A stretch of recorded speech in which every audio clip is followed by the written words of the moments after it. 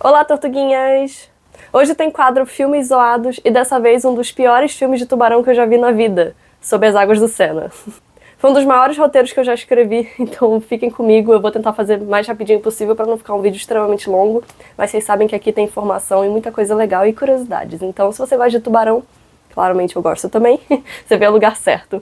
Lembrando que aqui é um quadro sobre biologia, então eu não tô aqui pra falar sobre cinematografia, filmografia, nada disso, é só a parte de bicho e meio ambiente mesmo, tá? O primeiro ponto que eu queria comentar não é necessariamente um erro, mas é que falam que ela é cientista. Eu achei isso tão, generalista. Por que não falaram que ela era bióloga? Se bem que eu acho que biólogo não cometeria esse tipo de erro. Eu vou falar isso no final. Mas, enfim, ficou muito largado. Ah, cientista, tá, mas cientista de quê? Poderia trabalhar na Lua, poderia trabalhar no mar, poderia trabalhar na Terra, sabe? Logo na primeira cena eles comentam que aparecem tubarões mako. No caso, eu fico meio na dúvida porque eu acho que a característica mais marcante do mako, que você bate o olho e sabe que é ele, é justamente o olho. Parece um tubarão branco. Parece que só diminuíram um pouquinho o tubarão branco, então meio esquisito. Parece que só reaproveitaram várias computações que mostram tubarões brancos pra chamar de mako.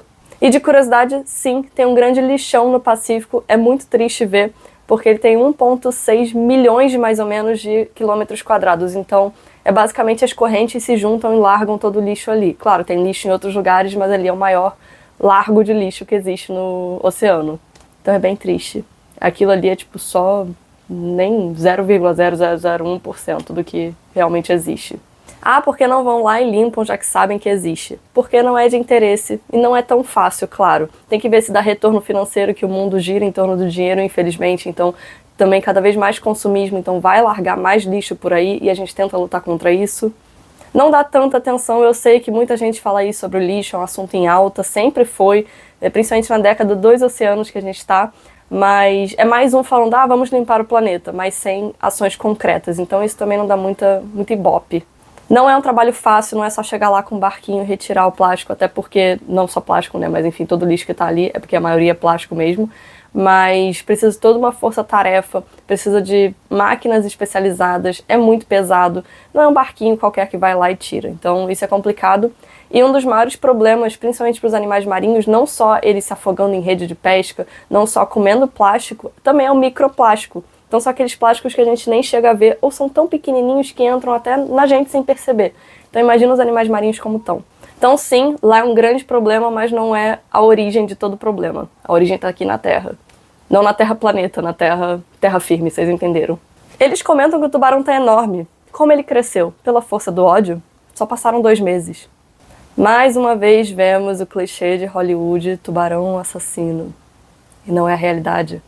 Eu queria muito saber que tipo de pesquisa ela estava comandando para precisar tirar a amostra, porque basicamente ela estava machucando o tubarão, e se o comitê de ética animal liberou aquilo, porque é muito difícil você chegar e falar, então eu preciso fazer uma pesquisa, que eu preciso tirar a amostra de tubarão, e falarem, tranquilo, liberado. Mas assim, é um filme. Não significa que não tenham pesquisas nesse nível, tá? É só porque é meio complicado toda a questão da ética, tem que ter liberação e autorização de vários órgãos envolvidos. E por que ela precisava fazer isso? Não tinha outro jeito de fazer? Todo procedimento invasivo é sempre a última opção, ou pelo menos a segunda, a terceira, enfim. É sempre importante pensar num modo menos invasivo, até para não mexer tanto com a fauna, flora, enfim, silvestre, nativa do local, selvagem, porque, muito mais fácil você não precisar lá machucar o animal, no caso.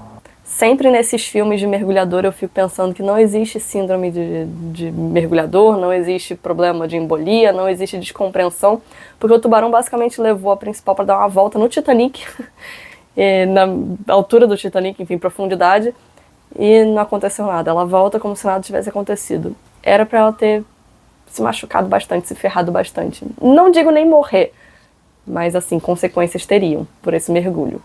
Agora que estou fazendo um curso de mergulho, entendo um pouco mais disso, então muito legal saber um pouco mais das coisas. Mas vocês também podem pesquisar tudo que eu falei aqui, porque é interessante aprender um pouquinho mais. A primeira coisa que eu me perguntei, que eu não sei se o pessoal também que é um pouco mais sabido também se perguntou, como é que um tubarão de água salgada sobrevive num rio de água doce?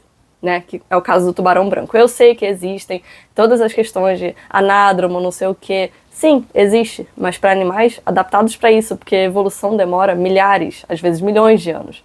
Não é do dia para noite que um tubarão simplesmente aparece no Sena e fica tudo bem, principalmente no caso do tubarão branco, que não sobrevive à água doce. Essa foi uma pergunta que eu fiz no início do filme, assim que ele apareceu, Depois foi meio que respondido numa cena, mas ainda assim eu não engulo, porque falam da ampola de Lorenzini, que é todos os furinhos que o tubarão, por exemplo, os elasmobranquios no geral, tem no focinho, basicamente, pra questão de eletricidade, corrente, não sei o que lá.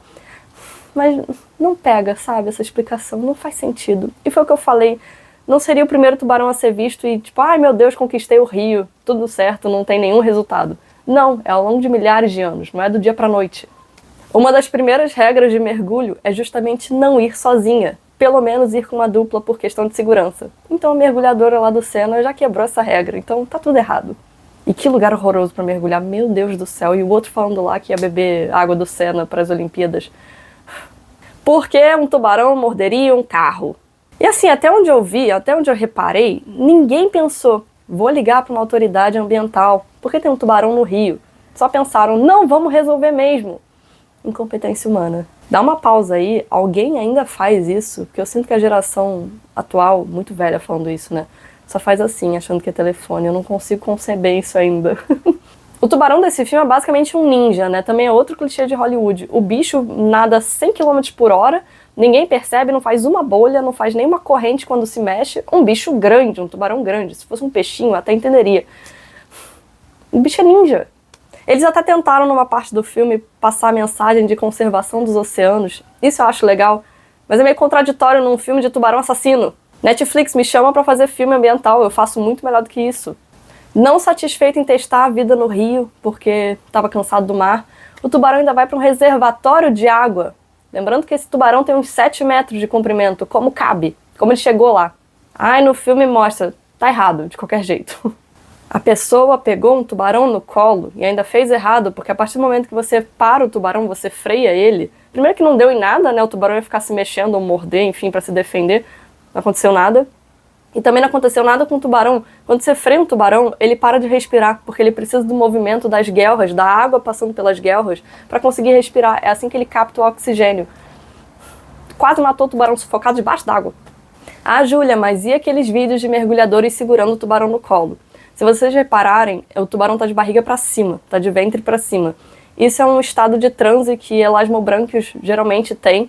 Então, se você botar um tubarão para cima, que você não vai fazer, porque você não vai entrar no mar de doido, nem tocar no tubarão, não pode. Mas se você fizer isso, sem querer, ou com alguém que saiba fazer, porque você precisa na situação, ele vai entrar num transe. Então ele vai ficar ali quietinho, de barriguinha para cima, só esperando a hora de ir embora. E não pode fazer isso por muito tempo, até porque é meio maldade com o bichinho. É só quando precisa mesmo. Inclusive é uma técnica de contenção sem usar químicos. Um dos piores erros para mim foi a especialista em tubarão falando que usou o reservatório como ninho. Tubarões não cuidam dos filhotes. Os próprios filhotes estão ali lutando no útero da mãe. O maior come os outros. E ela vem falar que o tubarão cuida dos filhotes, que faz um ninho. É passarinho agora? Tubarão branco é ovovivíparo, ou seja, desenvolve ovos dentro do útero, os filhotes nascem lá, chocam lá e depois saem como se tivessem nascido normalmente igual a gente, mamífero. No caso, quando ela abre o tubarão na necrópsia lá, parece que os tubarões não têm ovo. Então eu não sei se tem resquícios de ovos e não apareceu, porque o filme também não é tão detalhista assim, detalhado, enfim. Ou se realmente é mais um erro e acha que o tubarão só é desenvolvido ali no ventre igual um mamíferozinho, sem ovo nenhum.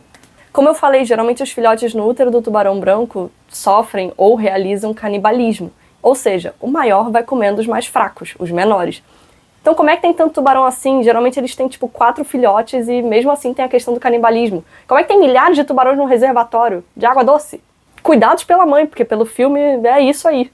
Manejo ou até eutanásia, infelizmente. Pra quê? Se você pode simplesmente explodir um canal em Paris. Muito mais fácil, né? Vamos concordar. Tem uma cena que tem tanto tubarão, tem milhares de tubarões. E, de novo, como pode? A gestação do tubarão branco é de 18 meses.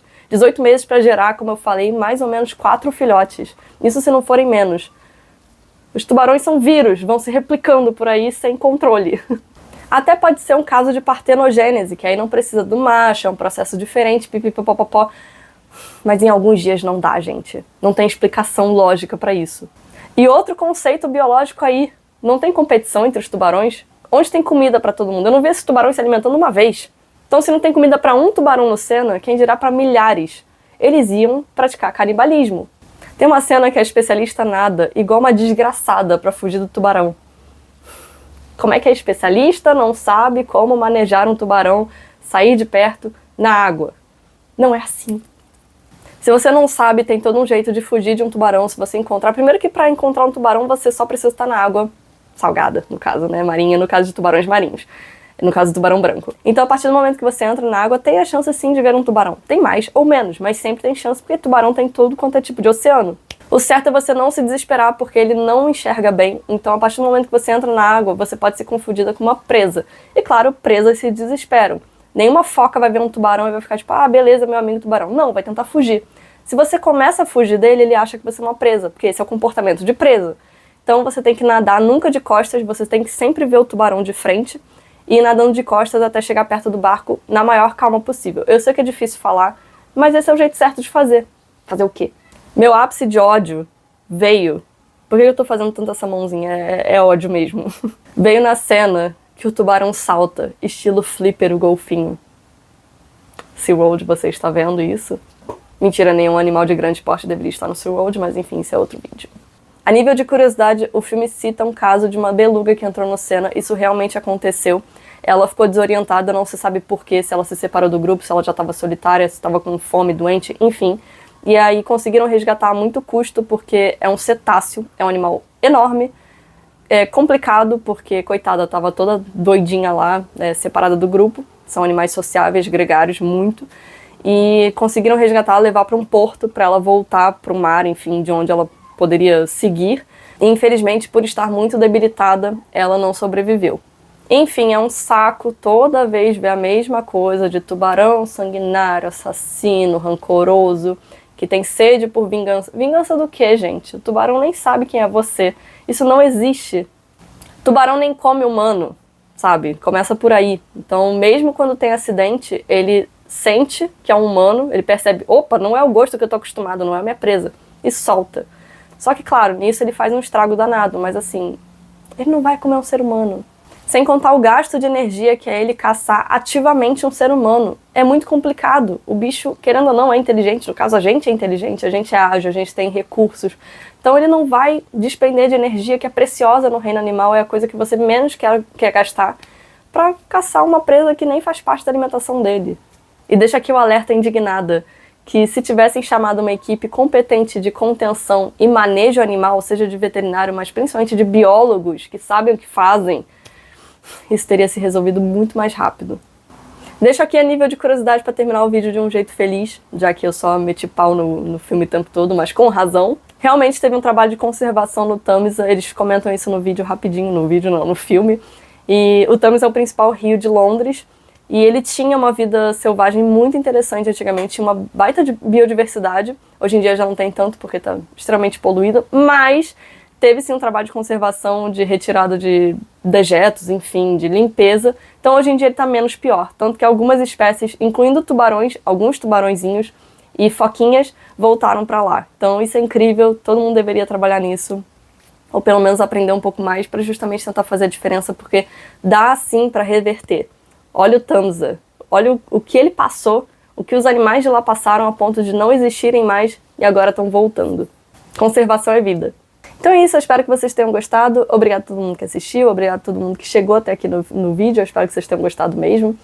Qualquer coisa comentem aqui embaixo, já sabem, né, rede social tá sempre aqui do lado também, eu deixo na descrição. E obrigado aos patrocinadores, vocês também ajudam muito, aos membros do canal, enfim, apoiadores. E é isso, eu e Tubarãozinho vamos fazer campanha. Parem de fazer filmes sobre tubarões assassinos, eles não são assassinos. Ah, e eu vou dar um tubarãozinho de 5 nesse filme pra vocês verem quão ruim foi. E olha que eu assisti Megalodonte. Tem roteiro sobre isso, inclusive. Até hoje eu não fiz vídeo, mas eu vou fazer se vocês quiserem. Beijos e até a próxima. Nha!